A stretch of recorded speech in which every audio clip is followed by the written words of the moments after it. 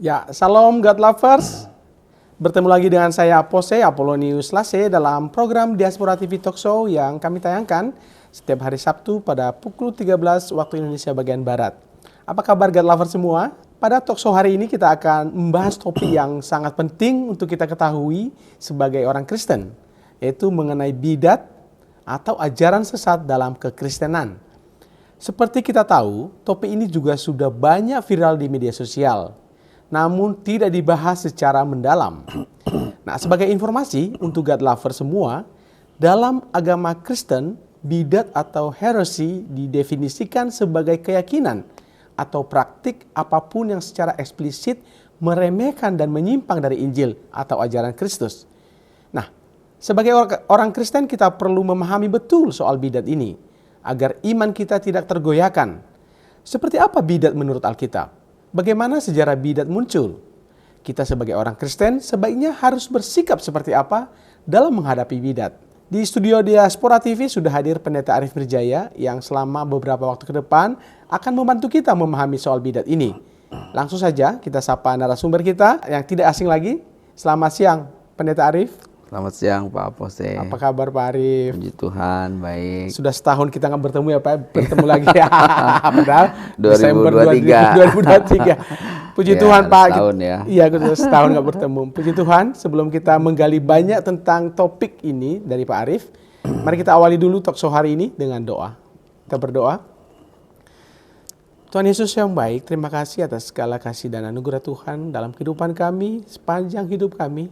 Bahkan dari pagi sampai siang hari ini Tuhan telah menolong kami dan memberkati kami. Di tengah-tengah kami ada Pak Arif Tuhan yang ingin membeberkan dan memberikan kesaksian terkait bidat yang banyak sekali diperbincangkan di kalangan masyarakat. Namun kami ingin belajar bersama Tuhan. Dan biarlah Engkau memberkati Pak Arif, memberikan kasih anugerah-Mu dan kepintaran dari surga supaya apa yang disampaikan Pak Arif bisa menjadi berkat dan inspirasi bagi siapapun yang mendengarkan. Acara talk show kami ini hari ini kami serahkan dalam tangan Tuhan dari awal, pertengahan hingga akhir. Dalam nama Yesus kami berdoa, amin. Amin. Ya, God Lovers seperti biasa tidak lupa saya ingatkan kepada Anda semua untuk meluangkan waktu sejenak guna like video ini dan memberikan komentar. Barangkali God Lovers ingin memberikan saran atau masukan kepada kami. Tuliskan di kolom komentar di bawah video ini. Dan bagi Anda yang baru menemukan channel Diaspora TV ini, kami ucapkan selamat datang. Kami juga ingatkan agar Anda mensubscribe channel Diaspora TV dan mohon menekan tombol bel notifikasi, karena dengan begitu Anda menjadi orang pertama yang dikirimkan notifikasi oleh YouTube setiap kali ada konten baru dari kami. Ya, Pak Arif, ada beberapa ayat yang saya catat Pak Arif. Ini mengawali perbincangan kita yang sangat relevan dengan topik kita hari ini. Jadi kita mari baca bersama-sama. Pertama dari Galatia 1 ayat 6 ya. Aku heran bahwa kamu begitu lekas berbalik daripada Dia yang oleh kasih karunia Kristus telah memanggil kamu dan mengikuti suatu Injil lain. Ayat 7-nya, yang sebenarnya bukan Injil, hanya ada orang yang mengacaukan kamu dan yang bermaksud untuk memutarbalikan Injil Kristus. Ini kalau nggak salah ini surat Paulus ya Pak di Galatia ya. Ya, kita lihat yang selanjutnya di Timotius ya, 2 Timotius pasal 4 ayat 3. Karena akan datang waktunya orang tidak dapat lagi menerima ajaran sehat, tetapi mereka akan mengumpulkan guru-guru menurut kehendaknya untuk memuaskan keinginan telinganya. Ya, lanjut di Titus 3 ayat 10 ya. Seorang bidat yang sudah 1-2 kali kau nasihati, hendaklah engkau jauhi. Itu Pak Arif. Nah, kemudian di 2 Petrus pasal 2 ayat 1 saya baca. Sebagaimana nabi-nabi palsu dahulu tampil di tengah-tengah umat Allah, demikian pula di antara kamu akan ada guru-guru palsu. Mereka akan memasukkan pengajaran-pengajaran sesat yang membinasakan, bahkan mereka akan menyangkal penguasa yang telah menebus mereka, dan dengan jalan demikian segera mendatangkan kebinasaan atas diri mereka. Nah, Pak Arif, dari bacaan yang kita baca dari Alkitab ini, apa komentar Bapak Pak mengawali perbincangan kita hari ini? Ya, Shalom semua pemirsa ya. Yang pertama, sebenarnya Rasul Paulus mengingatkan kita ya, bahwa di masa-masanya dia memang sudah ada aliran-aliran sesat, bidat-bidat yang mencoba bahkan membuat Injil baru. Ya. Jadi mencoba mengajarkan sesuatu yang berbeda, mengabarkan Injil yang berbeda. Ya. Nah ini yang sampai hari ini pun akhirnya memang ada. Ya, lalu ada kelompok yang memang mereka memilih mendengarkan pengajaran yang membuat mereka nyaman. Hari ini kalau kita pergi ke gereja, lalu kita merasa terhakimi di gereja, ya, sebenarnya kita sedang dimurnikan. Tapi kemudian kita sakit hati, misalnya dengar khotbah di gereja, gitu, kok merasa dihakimi. Akhirnya kita pergi mencari pengajaran yang kita merasa tidak terhakimi. Ya, sebenarnya persoalannya bukan di pengajarannya, tapi di kitanya kalau yang ini ya, ya di kitanya ya. Gitu. Karena ada tertulis di dalam Alkitab juga seperti orang fasik tidak tahan dalam penghakiman, dan orang berdosa dalam kumpulan orang benar.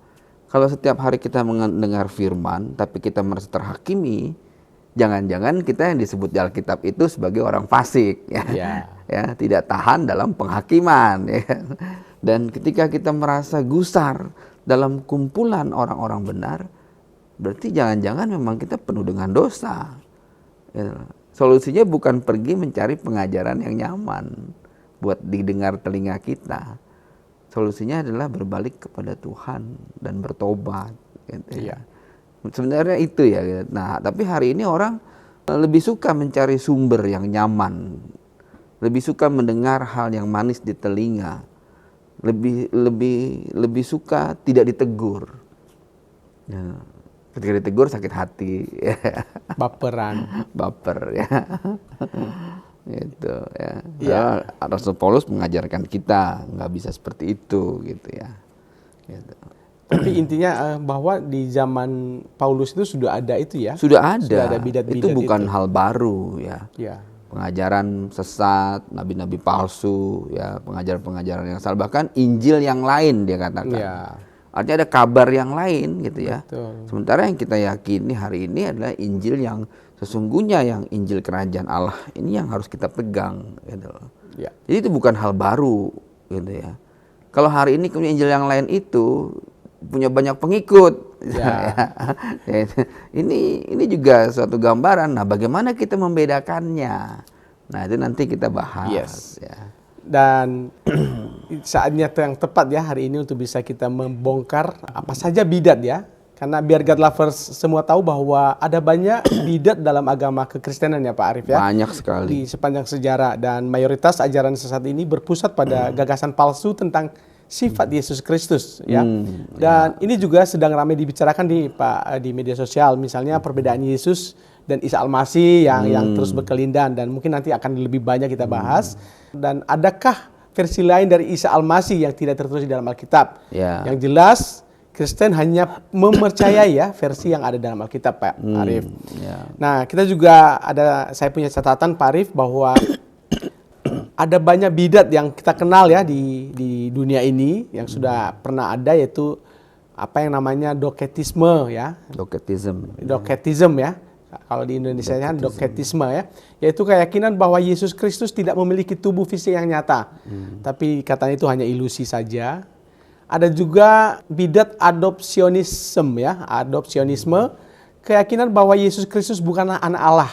Katanya sejak kekekalan, namun baru diadopsi oleh Allah pada suatu saat dalam hidupnya. Kemudian kita kenal juga universalisme, keyakinan bahwa semua orang pada akhirnya akan diselamatkan. Ada Sabellianisme, Pak Arief, keyakinan bahwa Bapa, Anak, dan Roh Kudus bukanlah tiga pribadi yang berbeda, namun hanyalah manifestasi berbeda dari wujud ilahi yang sama. Ada Marcionisme, suatu ajaran sesat ya yang muncul pada abad kedua Masehi. Kaum Marcionis percaya bahwa Tuhan dalam perjanjian lama adalah Tuhan yang berbeda. Nah, ini ada lagi Tuhan berbeda dalam perjanjian baru.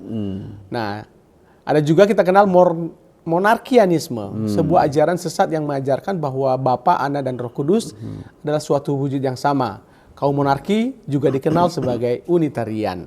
Nah, dari berbagai bidat yang ada di dunia ini, Pak Arief. Ya. Nah, kita akan tidak membahas semua, ya, tidak membahas semua, tapi Nggak cukup waktunya. tidak cukup waktu.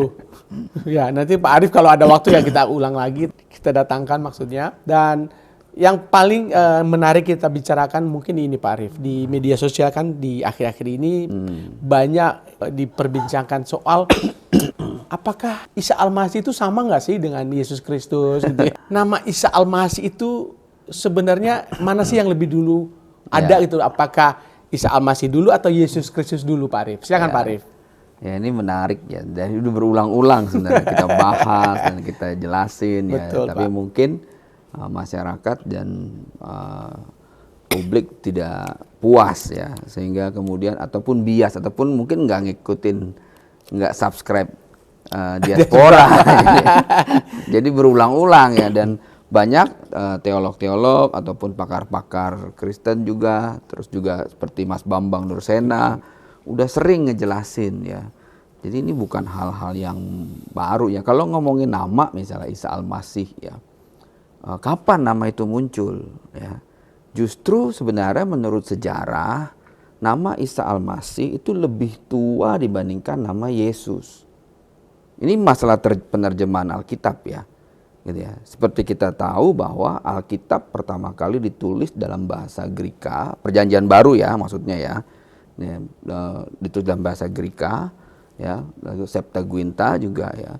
Nah itu di dalam teks Greka ditulis dengan kata Iesoh. Ya, tapi itu pun transliterasi, artinya kata Iesoh bukan nama asli, itu transliterasi ya. Dari apa? Dari bahasa Ibrani.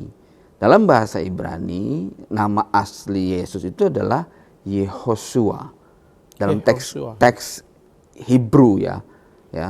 Dan hari ini orang-orang Messianic Jew menggunakan kata Yehoshua. Ya, teks aslinya ya. Nah, lalu dari kata itu muncul kata Yesoh. Yehoshua itu adalah kependekan dari Yahweh Hosea. Nah, huruf pembentuknya Ain, Yod, ya, He, ya, Vav, He, itu sama dengan membentuk Yahweh Hosea. Sama huruf pembentuknya. Nah, dari kata itulah kemudian dari kata Yehoshua, ya, atau dalam Hebrew modern hari ini disebutnya Yeshua. Dalam Hebrew modern. Ini Hebrew klasik yang tadi ya, Yahweh Hosea, itu kata Hebrew klasik ya, yang dipakai 2000 tahun lalu. Ya. Nah, kemudian kalau yang hari ini Yeshua itu dipakai dalam Hebrew modern. Ya. Ya. Nah, mengalami transliterasi 2000 tahun yang lalu ketika ditulis dalam bahasa Greka, Yesoh. Kemudian ketika kekristenan berkembang di Middle East, di Timur Tengah. Jadi wilayah-wilayah pertama yang menerima kekristenan itu bukan orang Eropa. Ya. Seperti kita tahu ya, bahkan Yesus juga menginjili ke Gerasa. Itu hari ini wilayah Jordan. Ya. Rasul Paulus kita tahu dia pergi ke Damaskus. Ya, waktu dia baru bertobat, dia menginjil ke Damaskus, 3 tahun dia di sana. Ya. Nah, di masa itu kemudian di abad pertama dan abad kedua ada terjemahan di dalam bahasa klasik Syriak. Ya, klasik Syriak ini yang juga satu ibu dengan bahasa Semitik yang nanti akhirnya menjadi bahasa Arab modern hari ini ataupun bahasa Arab klasik ya yang dipakai pada masa Islam ya. Nah, dalam teks tertua di gereja Ortodoks Syria, kata Isa itu muncul, Isa Al-Masih. Kata Al-Masih sendiri itu lebih dekat kepada kata Hamasiah dibandingkan kata Kristos. Ya, karena ini akar Hamasiah dengan Al-Masih adalah akar Semitik. Ini bahasa Semit, Semitic language. Itu adalah bahasa Ibrani, Aramaik, bahasa Arab. Ya, Phoenician juga ya. Ini akarnya lebih dekat penerjemahannya dari kata Hamasiah kepada Al-Masih. Ya. Nah, tapi kata Isa diserap dari kata Yesoh. dalam bahasa Greka, ya. Dan perubahan bunyi, perubahan huruf, dia nggak pakai alef atau nggak pakai yod ya, tapi pakai ain ya dalam bahasa Arab ya. Aisa sebenarnya, bukan Isa. Alif, bukan Isa, tapi Aisa, ada ainnya. Ya. Nah, itu transliterasi ya, perubahan bunyi ya diserap dari bahasa Proto-Syriac, itulah yang kemudian jadi cikal bakal bahasa Arab juga ya. Nah, ini akarnya sama-sama Semitic language ya. Karena itu bahasa Aramik juga punya akar yang sama ya. Nah itu udah diterjemahkan abad kedua sekitar 200 Masehi ya. Kekristenan belum ada di Eropa. Ya, belum ada terjemahan bahasa-bahasa, karena dulu dalam bahasa Latin, bahasa Greka kata Yesus itu ditulis. Jadi belum, waktu kata Isa Al-Masih muncul, kata Yesus belum ada. Belum ada. Ya, karena Alkitabnya belum diterjemahkan ke dalam bahasa Jermanik ataupun dalam bahasa Belanda. Dalam bahasa Inggris adalah Jesus. Ya, kita mengenal, orang Kristen Indonesia hari ini mengenal kata Yesus karena penginjilnya datang dari Jerman dan Belanda. Ya, jadi kita menyerap bahasa itu dalam Alkitab kita. Gitu loh. Kalau penginjilnya waktu itu datang dari Syria, ya, kita masih menggunakan kata yang sama, Isa Al-Masih, gitu loh. Nah, dalam teks-teks asli kata Syria nggak ada persoalan, ya. Karena ini bentuk transliterasi. Jadi kalau ada orang yang bilang, oh berbeda, yaitu karena dia nggak ngerti sejarah. Awam. Ya. Orang awam nggak ngerti sejarah.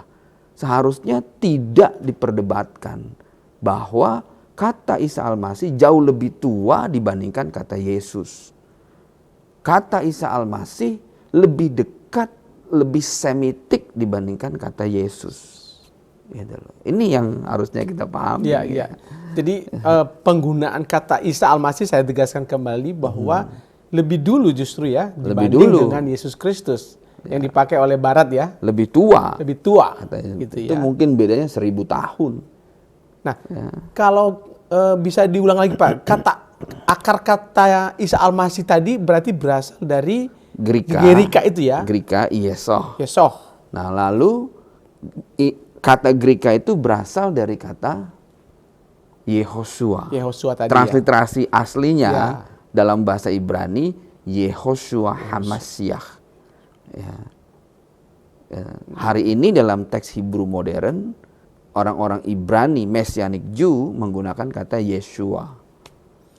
Nah, baru kekristenan di Barat, di Jerman, di Amerika atau di Belanda lalu mengadopsi kata itu. Transliterasi dari bahasa Greka ke dalam bahasa Latin, baru kemudian ke dalam bahasa Jermanik. Ya. Nah itu ya 1000 tahun setelah itu. Ya, penerjemahan Alkitab itu baru berapa abad setelah dalam bahasa Jerman ya. Lebih dulu Alkitab diterjemahkan ke dalam bahasa Arab. Ya. Sebelum ke dalam bahasa Jerman dan bahasa Inggris gitu ya. Jadi keliru kalau dikatakan bahwa Isa Al-Masih itu berbeda dengan Yesus gitu ya. Iya, itu adalah bersama gitu karena merujuk ke sosok yang sama katanya gitu ya. Itu ya gitu. Baik. Nah, yang jadi persoalan kan begini, apakah ceritanya sama? Nah, itu penggambarannya ya. Penggambarannya oleh beberapa pihak itu bisa berbeda juga. Ya, meskipun sosok yang sama. Ini kan kita ngomongin dekadensi waktu ya. Rentang waktu sekian ribu tahun gitu ya. Gambaran tentang seorang sosok yang bernama Yeshua atau Isa Al-Masih ya, atau Yesus ini selama rentang 2000 tahun ini bagaimana? Itu yang dipahamin harusnya. Ya. Jangan nggak tiba-tiba muncul beda. Wait a minute. Iya, tapi jangan ahistoris. Betul, harus gitu ada bukti sejarahnya gitu ya. Iya, gitu. Ya, mungkin untuk membuktikan sejarah itu gini Pak Arief. Relevansi tadi misalnya soal asal usul kata Isa Al-Masih dengan Yesus Kristus dan juga kita lihat ada cerita soal atau ada kisah tentang Maria ibu Yesus, Ah. ada pohon korma. Nah, Pak Arief bisa jelaskan relevansinya ini seperti apa? menarik ya. Jadi memang kalau kita belajar cuma dari Google ya, ini sebenarnya agak mengerikan. Kenapa agak mengerikan? Karena zaman digital teknologi hari ini ya memunculkan banyak pakar dengan ketidaktahuan terlatih. Maksud saya begini ya, orang-orang yang nggak punya kompetensi, ya nggak belajar, nggak studi, nggak melakukan riset, ya secara akademis ya, maksudnya ya, gitu.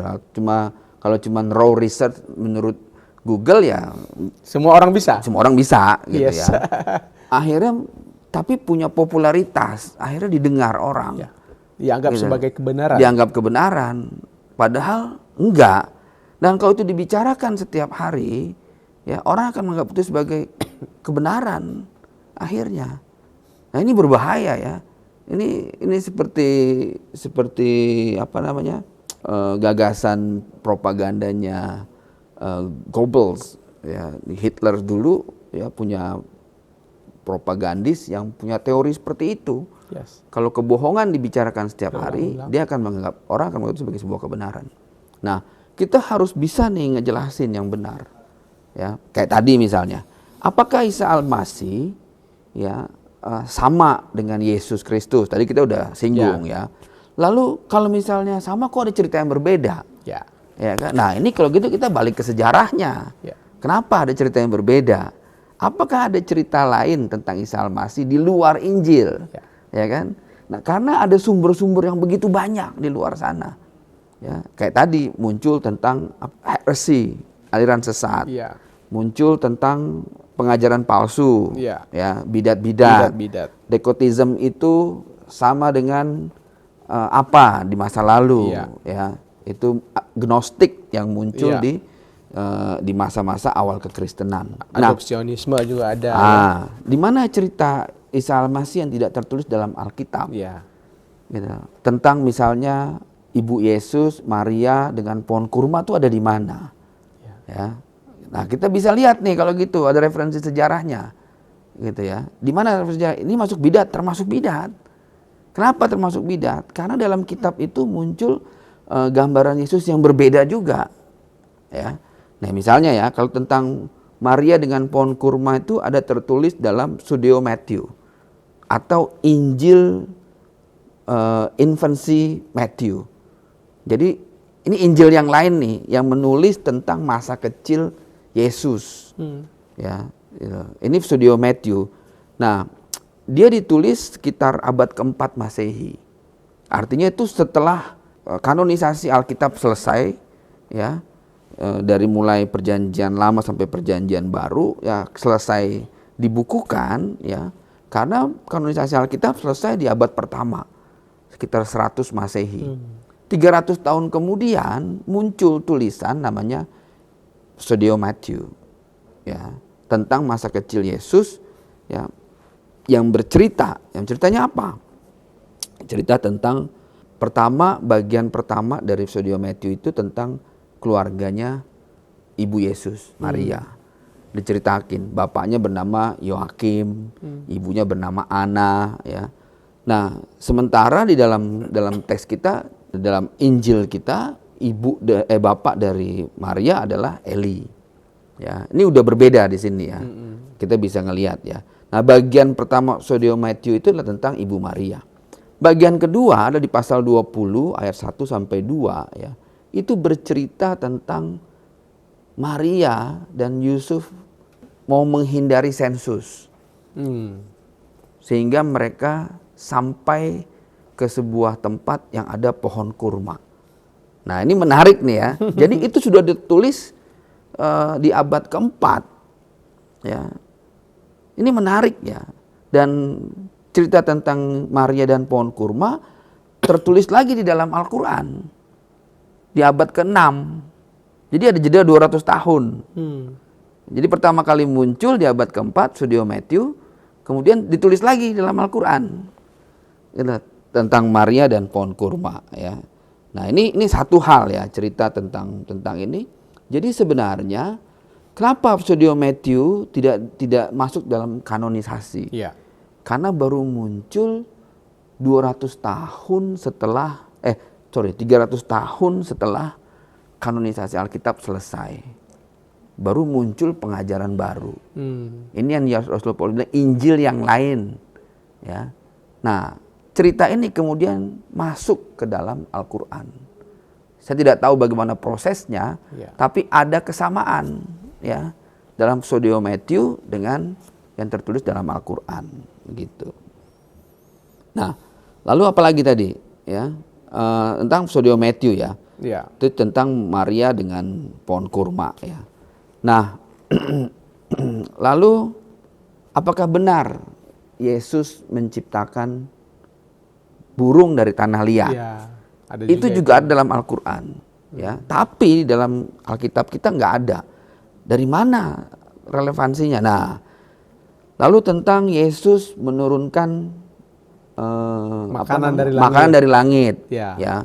Di mana ada tertulis? Nah, ternyata itu sudah ada tertulis ya, tulisan dalam Infancy Gospel of Thomas.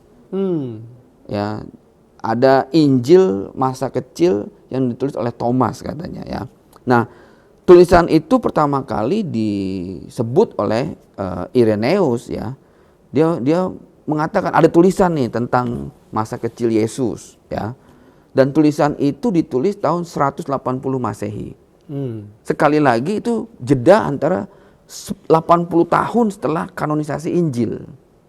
Injil Perjanjian Baru selesai dikanonisasi di abad pertama. Ya, sudah selesai. 100 tahun Masehi, udah kelar tuh, nggak ada perubahan. Tiba-tiba muncul lagi. Ya, yang tadi Pseudo Matthew abad keempat, ini abad kedua muncul ya. Nah, jadi apa aja di Injil Infancy Gospel of Thomas ya, menceritakan apa ya.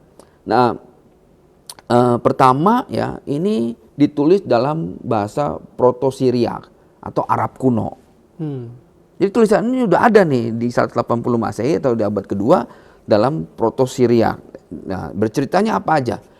Jadi ada 19 chapter ya, ada 2 manuskrip yang ditemukan dan 19 chapter tulisan abad kedua Masehi tentang pertama mujizat Yesus. Ya, bahwa dituliskan di situ Isa Al-Masih menciptakan burung dari tanah liat. Wah, ini menarik nih ya. Ya. Nggak ada dalam Alkitab kita, nggak ada. Kenapa? Karena Alkitab kita udah selesai ditulis di abad pertama.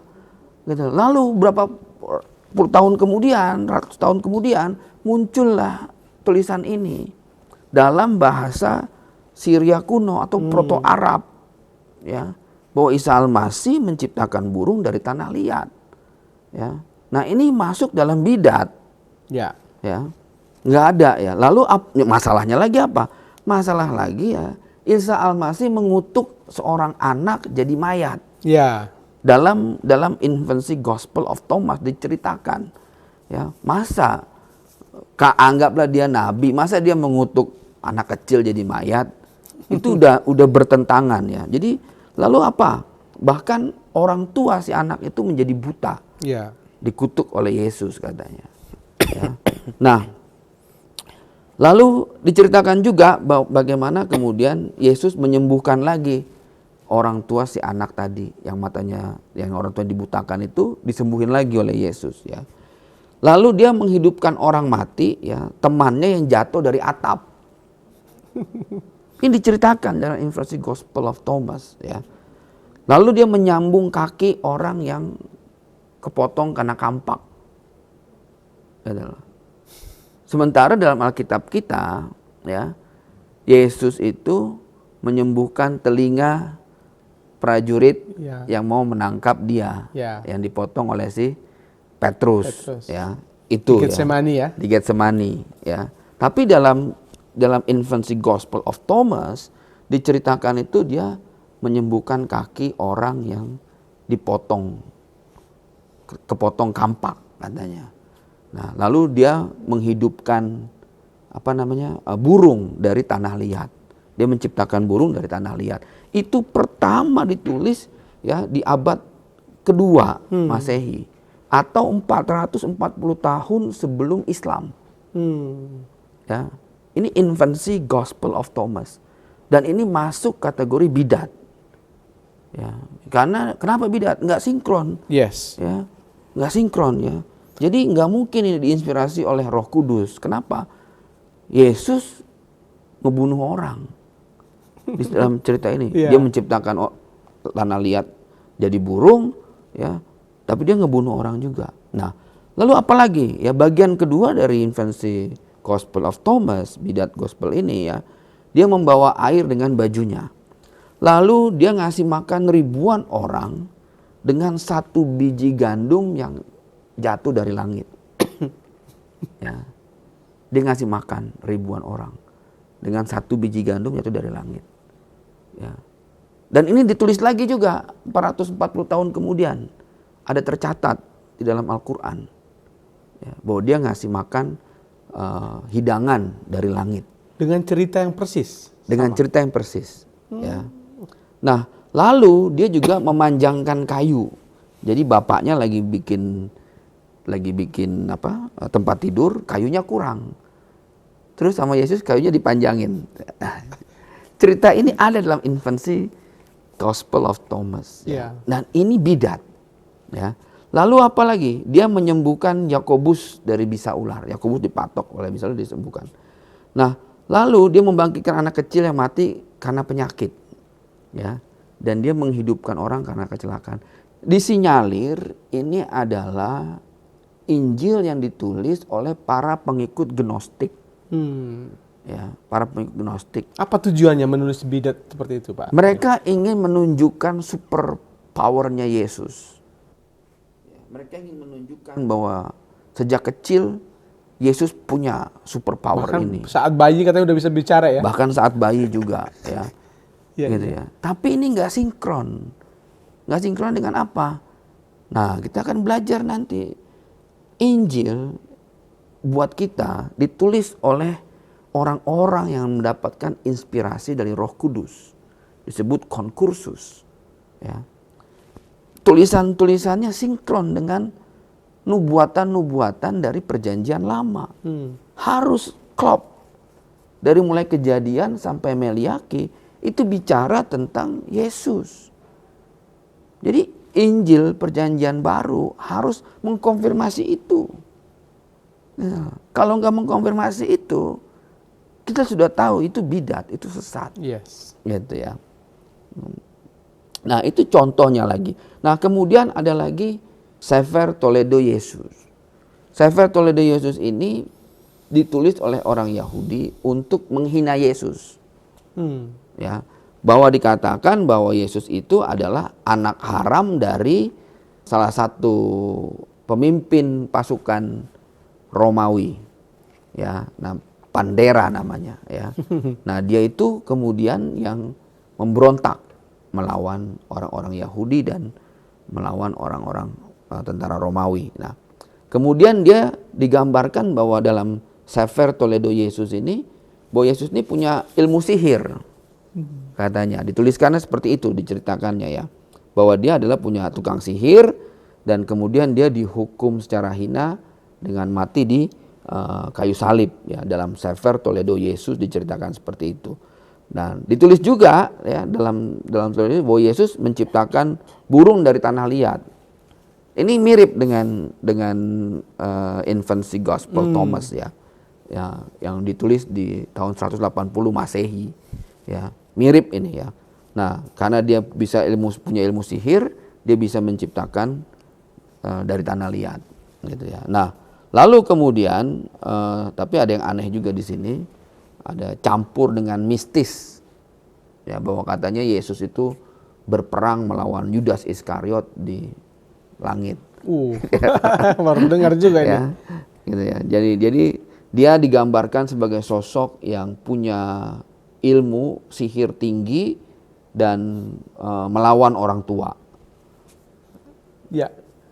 Dan itu salah satu dari sekian banyak bidat ya? Bidat-bidat ya yang menggambarkan Yesus yang berbeda. Ya. Tapi kebetulan ada tertulis di dalam Al-Qur'an juga gitu. Nah, tadi saat ayat di Galatia tadi Pak Arief, ketika Paulus menulis bahwa ketika dia datang lagi, dia menemukan jemaat itu sudah percaya sama bidat-bidat itu. Apakah yang dimaksud adalah bidat-bidat yang seperti Bapak ceritakan itu, atau ada bidat selain itu? Ada banyak lagi bidat-bidat lain ya.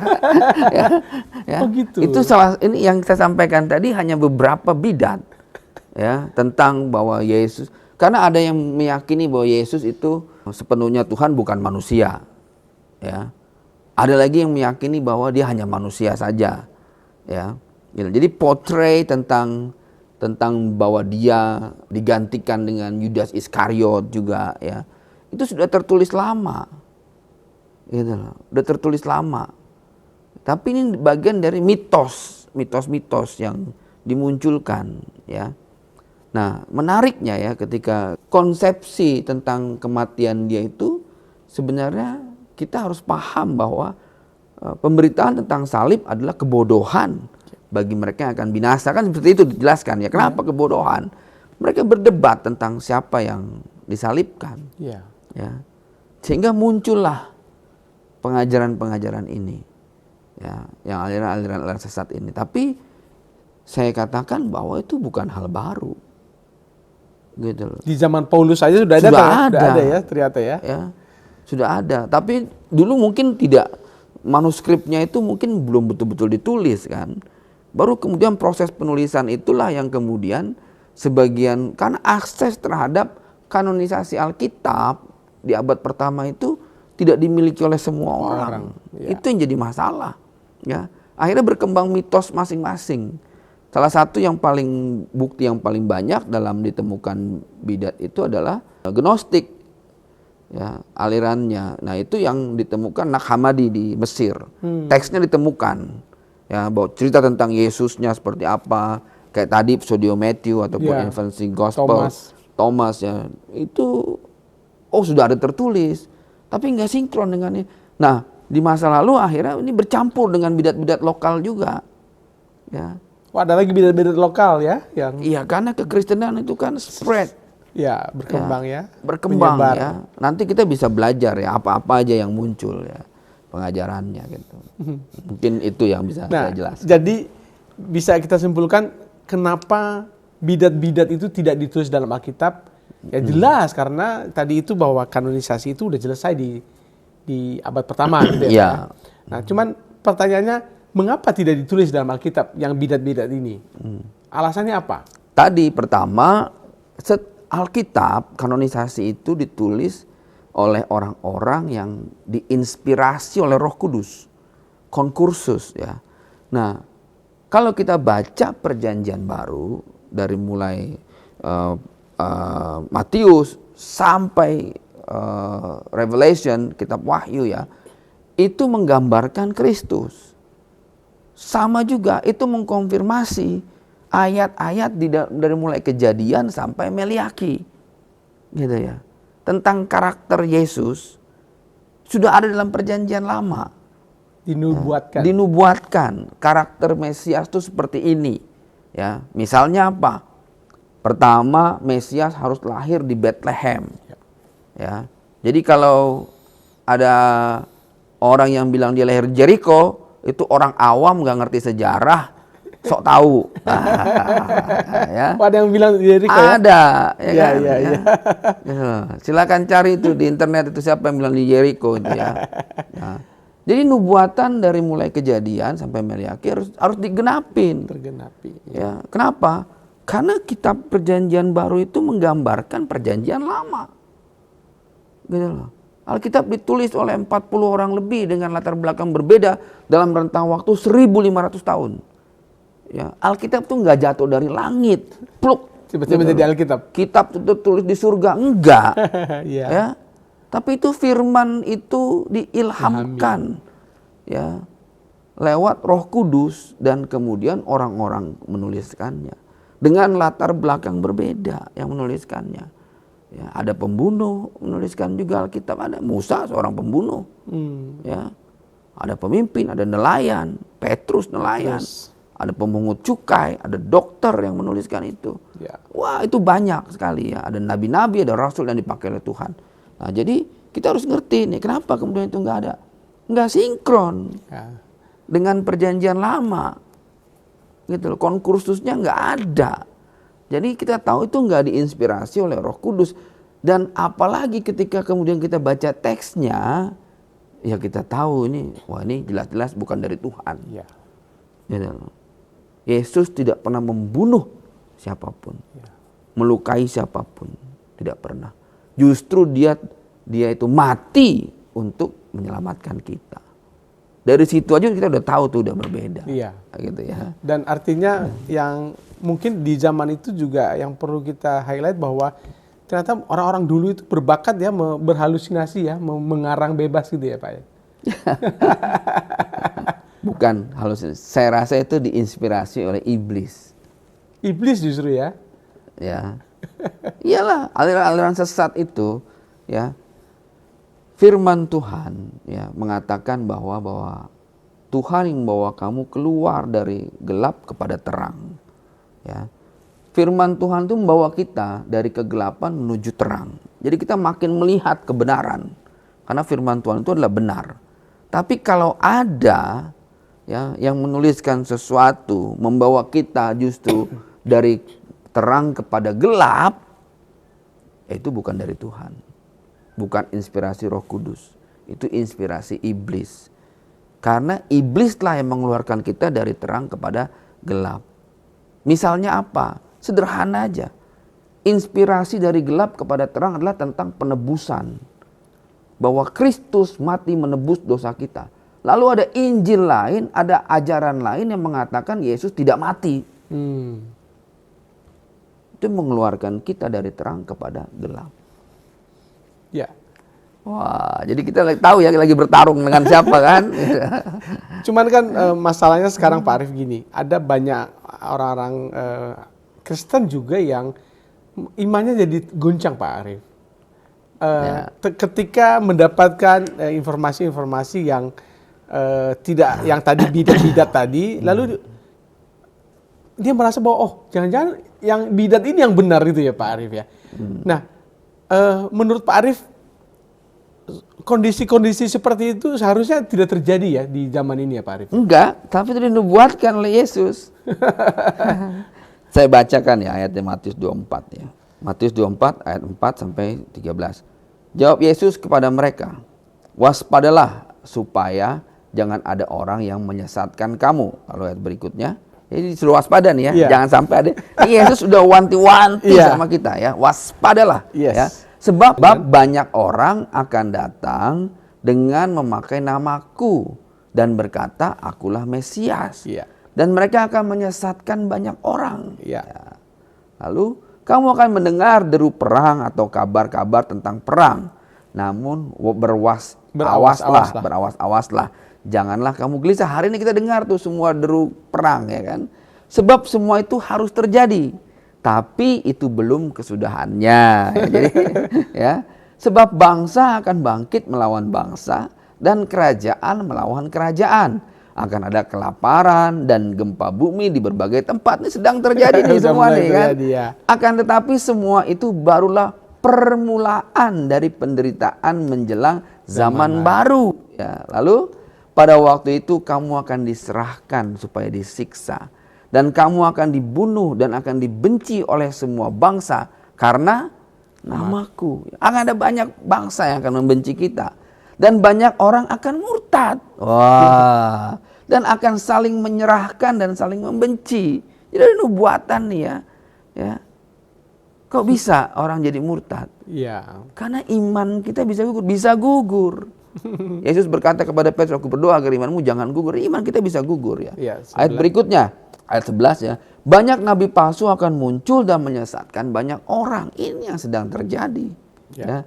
Dan karena makin bertambahnya kedurhakaan, maka kasih kebanyakan orang akan menjadi dingin. Ya, udah mulai orang gak peduli sesama saudara.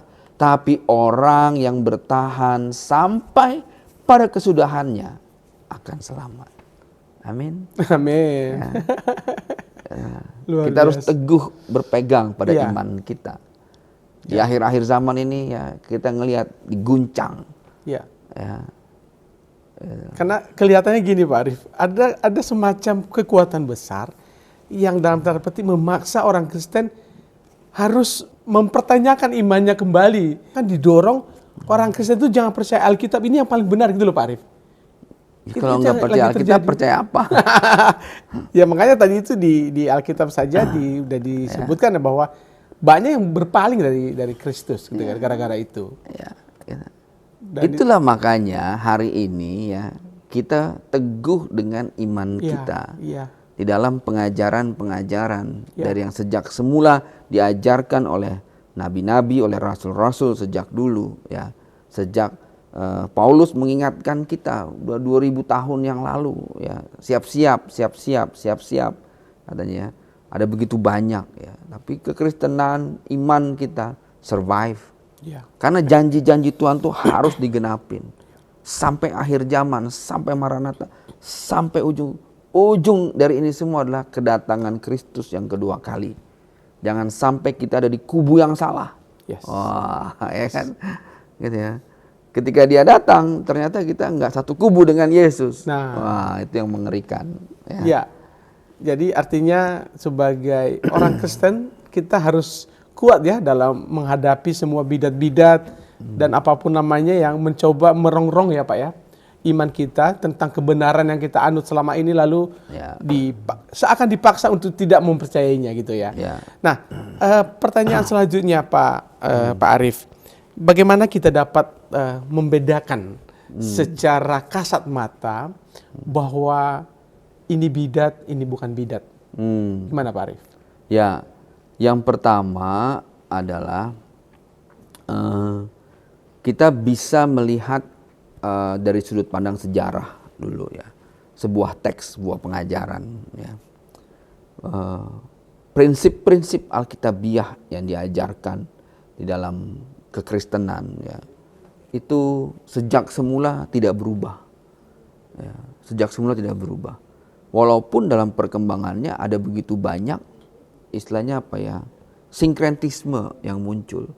Tapi itu proses bagaimana kekristenan itu dimurnikan, diproses oleh Tuhan. Iman kita juga diproses, dimurnikan lagi gitu ya. Kalau kita ngelihat sejarah, kita belajar dari sejarah ya, dari mulai bagaimana kekristenan itu muncul ya, itu sejarahnya adalah penganiayaan ya, sejarahnya penganiayaan. Nah, kita membedakannya adalah pertama, bertekunlah dengan firman, dalam firman Tuhan. Kita akan tahu ya bahwa kalau Yesus menciptakan burung dari tanah liat, tapi dia juga membunuh orang, itu enggak sinkron. Kita bisa sense, bisa membedakan ya. Kalau dia ngasih makan ribuan orang, tapi dia juga membuat anak kecil buta, itu udah jelas sesat. Itu nggak sinkron gitu ya. Walaupun tokoh yang dituliskan itu merujuk kepada Yesus yang sama. Kan Yesus bilang begitu kan, Ya. ada Injil lain yang atas namaku dia bilang gitu kan, gitu ya. Tapi bukan yang sebenarnya nih, gitu. Kita tahu nih, ya, itu bukan yang sebenarnya ya. Itu bagian dari sejarah bidat-bidat. Ya. Nah, kita bisa ngelihat bahwa Mesias itu ya pertama nubuatan tentang Mesias harus digenapin. Dia harus lahir di Bethlehem dari garis keturunan Daud. Dia harus disesah, dia harus menderita, dia harus dipersembahkan sebagai anak domba Paskah. Wah, itu yang paling utama. Artinya apa? Dia harus disalibkan di hari Paskah. Wah, harus digenapin dulu. Ya. Lalu apa lagi ya? Lalu dia harus mati dan menghapus dosa manusia. Lalu apa lagi? Dia harus bangkit. Lalu dia harus naik ke langit. Lalu dia harus nanti ujungnya adalah turun sebagai singa Yehuda. Ya. Janji itu udah ribuan tahun, 4.000 tahun, 6.000 tahun yang lalu diberikan pertama kali kepada orang Israel. Gitu. Ini harus klop nih semua. Ya, nubuatan dari Kejadian sampai Meliaki harus digenapin. Ketika ada pengajaran lain yang tidak sesuai, yang nggak sinkron dengan nubuatan yang lama, ya mohon maaf. Iya. Gitu ya. Makanya sekarang caranya kita apa? Kita bertekun baca firman, buat bisa membedakan itu bidat atau tidak. Iya. Gitu. Jadi Begitu. wajib ya hukumnya kita semua God lovers harus membaca Alkitab itu. Ya. Dan tidak hanya sekedar membaca, barangkali harus merenungkannya ya Pak ya, siang dan malam. Merenungkannya siang dan malam. Iya. Kesukaannya adalah Taurat Tuhan. Betul. Ya, mantap.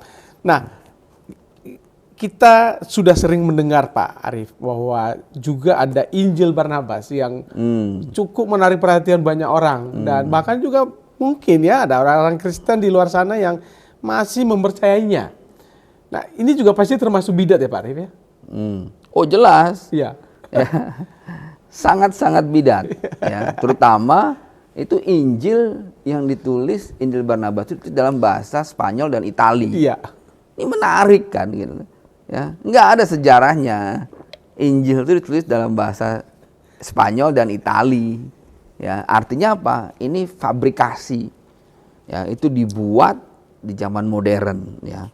Nah, kalau kita baca ya tentang Injil Barnabas ya, ini lucu, banyak sekali kesalahan-kesalahan dalam Injil Barnabas ya. Dan saya yakin banyak orang juga belum pernah baca Injil Barnabas. Kalau mau ntar saya kasih bukunya ya. Kita baca Injil Barnabas ya. Yang paling utama adalah tentang penyaliban Yesus ya, bahwa Yesus digantikan oleh Yudas Iskariot. Nah, itu dalam Injil Barnabas dituliskan seperti itu ya. Nah, dan lalu masalahnya Injil Barnabas itu ditulis di manuskripnya yang paling tua itu 1634. Itu Belanda udah ngejajah kita tuh. Udah sampai di Indonesia ya? Udah nyampe. Ya, udah nyampe tuh ya gitu ya. Nah, ini menarik ya gitu. Jadi Injil Barnabas itu banyak kesalahan Injil Barnabas ya. Pertama ya basis akademisnya nggak ada, basis historisnya nggak ada ya. Baru kemudian muncul di abad pertengahan ya. Kemungkinan ya ini emang lalu dia banyak mengutip tulisan-tulisannya Dante ya. Misalnya tentang Tuhan menciptakan 9 langit. Teori 9 langit itu ditulis di dalam bukunya Dante. Artinya Injil Barnabas itu lebih muda dibandingkan Dante dan tulisannya Dante Allegri ya. Nah, lalu misalnya apalagi Injil Barnabas ya, kesalahan-kesalahannya. Yang pertama adalah sejarahnya ya, geografinya nggak faktual ya, Injil Barnabas ya, itu kacau sekali ya. Lalu kemudian dalam pasal 3 ya dituliskan Pontius Pilatus dikatakan memerintah Yudea ya, serta Hana serta Kayafas adalah imam besar ketika Yesus lahir. Nah, ini salah kaprah ya. Karena Pontius Pilatus baru menjadi pemimpin Yudea itu tahun 26 atau 27 Masehi. Ya. Ketika Yesus sudah umur Udah 30-an ya. gitu. Ya. Nah, itu kesalahan fatal ya. Ya. Artinya mungkin penulisnya tidak survei, enggak riset sejarah ya, dengar mitos-mitos aja gitu ya. Ya. Nah, lalu dalam pasal 15 diceritakan bahwa kata xenophagia ya, xenophagia. Nah, problemnya adalah penulisan kata xenophagia sebagai pondok daun atau tabernakel. Itu bukan kata Ibrani ya yang dipakai ya gitu ya. Lalu dikatakan bahwa murid-muridnya Yesus dan muridnya itu tiba di Nazaret setelah berlayar dari Laut Galilea dan pergi ke Kapernaum. Persoalannya adalah Kapernaum itu terletak di pantai, tapi Nazaret itu 15 mil dari Danau Galilea. Jadi di daratan. Gimana dia berlayar dari situ ke Nazaret? Naik kapal nggak bisa, naik perahu. Ya, Orang Nazaret di tengah daratan gimana maksudnya? Jadi itu nggak sinkron ya. Nah, dalam pasal 42 dan 96 dikatakan bahwa Yesus bukan Mesias. Dia ngaku dia bukan Mesias. Ya. Tapi dia ngakunya adalah Al-Masih. Kan bingung. Ya, artinya ini penulis ya tidak menguasai bahasa. Ya, bahasa-bahasa di masanya Yesus Iya. gitu ya. Itu kacau balaunya di situ ya. Ya, dia nggak menyadari bahwa kata Kristos itu ya, Kristus itu sama dengan transliterasi dari Mesias. Tapi dikatakan aku Yesus Kristus bukan Kristus. Kan jadi aneh jadinya Iya. kan. Ini ya. Nah, lalu kemudian dikatakan lagi bahwa dalam pasal 65 dalam Injil Barnabas, Yesus pergi ke kolam probatika. Ini kacau lagi nih ya. Kata probatika itu nggak tahu dia minjem istilah dari mana ya. Ya, istilah dari mana ya. Apakah ini bahasa Yunani ya untuk atau bahasa Aram Bethesda ya. Jadi ini seperti ya karena Injilnya ditulis dalam bahasa Itali dan bahasa Spanyol ya. Jadi nggak punya akar terhadap Judaisme dan juga nggak punya akar terhadap Semitic language ya. Nah, dalam pasal 82 diceritakan bahwa 1 tahun Yobel terjadi setiap 100 tahun. Ini bertentangan dengan pengajaran Judaisme. Ya, kalau Judaisme 1 tahun Yobel itu 50 tahun. Bukan 100 tahun. Bukan 100 tahun ya. Kemungkinan ya dia tuh nulis itu di zaman Paus Bonifacius ya, mengatakan bahwa tahun 1300 itu adalah sebagai tahun Yobel Kristen pertama. Ya, jadi dia kemungkinan ya mengutipnya dari sana ya. Padahal tahun Yobel menurut tradisi Judaisme adalah 50 tahun, bukan 100 tahun. Nah lalu kemudian pasal 99 dikatakan bahwa kota Tirus itu ada di dekat Sungai Yordan. Padahal jaraknya itu sekitar 48 kilo. Itu bukan di tepi lagi tuh. Ya. Ini kelihatan bahwa penulis Injil Barnabas ya bukan orang asli sana Ya. dan tidak pernah pergi ke Galilea ataupun tidak pernah pergi ke Israel. Ya, jadi ini karangan ya kalau ini ya. Karangan ya. Ya banyaklah hal-hal lainnya yang dituliskan di sana yang nggak sesuai. Iya. Gitu. Jadi ya mau gimana ya, lucu ya jadinya. Di situ makin kalau ditanya Injil yang benar Barnabas, mana Injilnya? Ternyata pakai bahasa Spanyol, bahasa Itali. Ya. Iya. Manuskrip tua itu nggak ada yang pakai bahasa Spanyol Itali gitu. Kalaupun ada tuh ya Greka. Ya Greka itu udah punah hari ini, nggak Greka yang asli yang proto Aramik sama proto Greek ya, itu udah hampir nggak dipakai. Nggak dipakai lagi. Nah, jadi kita umat Kristen yang seharusnya sekarang dengan mendengarkan penuturan Pak Arief, kita harus sudah punya semacam tameng ya bahwa tak ada lain selain apa yang sudah tertulis dalam Alkitab, sudah dimateraikan dalam Alkitab ya, itu yang menjadi rujukan kita. Tak ada lain selain itu. Nah, kalau ada yang lain berarti itu bidat. Itu kuncinya kan Pak, kata kuncinya ya, itu bidat. Ya. Karena udah selesai. Udah selesai ya. Jadi nggak mau gimana ya. Nah, terakhir Pak Arief, dari semua bidat yang berkelindan yang mutar terus dan membuat kita was-was lah. Ada sebagian orang yang was-was yang tidak punya iman kuat. Nah, apa harapan Bapak kepada orang-orang Kristen ini? Mereka harus bersikap seperti apa sih supaya terjaga imannya Pak Arief? Fokus lagi sama Alkitab kita ya. Bahwa kita sebagai orang percaya ya diajarkan bahwa Alkitab kita itu memang tidak jatuh dari langit. Ya, tidak jatuh dari langit. Alkitab kita tuh ditulis oleh tangan manusia. Ya. Dan yang penulisnya itu selama 1.500 tahun. Ya, dari mulai 4.000 tahun yang lalu. Ya, 2.000 sepanjang itu ya, rentang itu ya. Ya, itu diinspirasi oleh Roh Kudus. Ya, diinspirasi oleh Roh Kudus ya. Ditulis dengan waktu yang berbeda-beda ya, dan jarak waktu yang rentangnya itu sampai 1.500 tahun ya. Dan Tapi meskipun ditulis dengan rentang waktu yang berbeda, ya, konfirmasi itu Bisa cocok ya. ada. Ya. Nah dulu sejarawan, terutama sejarawan sekuler dan ateis meragukan perjanjian lama. Ya. Sampai ditemukannya The Dead Sea Scroll. Ya. Gulungan. Nah kita tahu iman kita orang percaya benar. Bahwa apa yang dibaca oleh murid-murid Yesus ya, sama dengan apa yang kita baca hari ini. Ya. Itu mengkonfirmasi 95% yang ditemukan itu. Yang lain belum ditemukan. Ya. Tapi itu mengkonfirmasi ya, bahwa teks-teks itu utuh. Ya, tidak ada yang dihapus, tidak ada yang berkurang, tidak ada yang dirubah. Ya, dasar itulah kemudian kita tahu bahwa karena basis penulisan perjanjian baru adalah apa yang disampaikan oleh Kristus.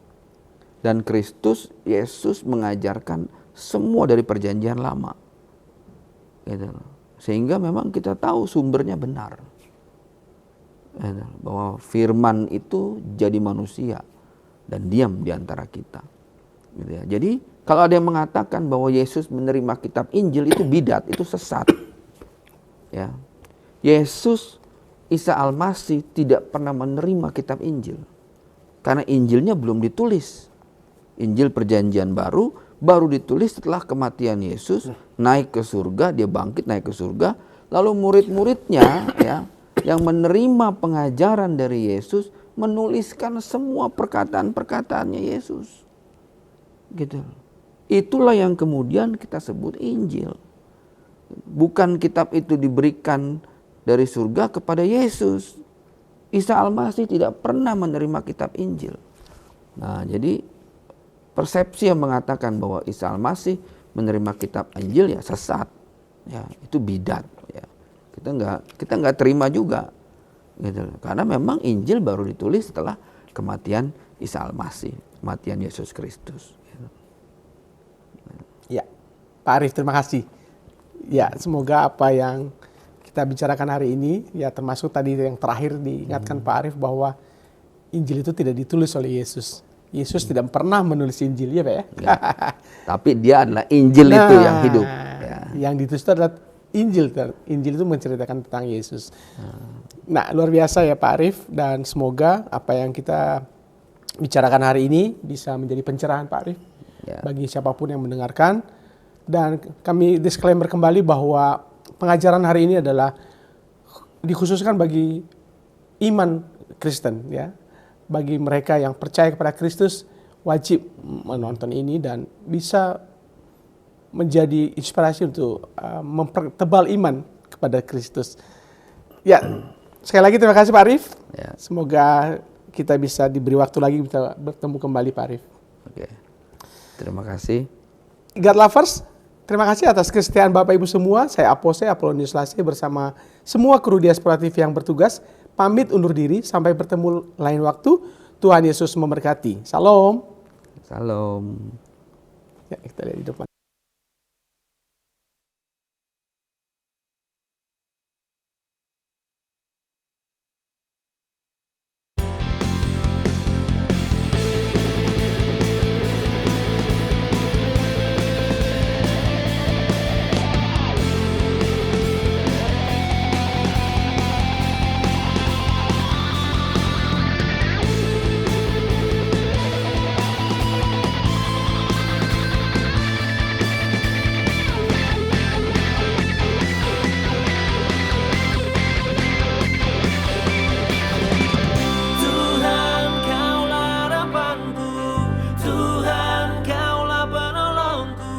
Takkan pernah kau biarkan aman selalu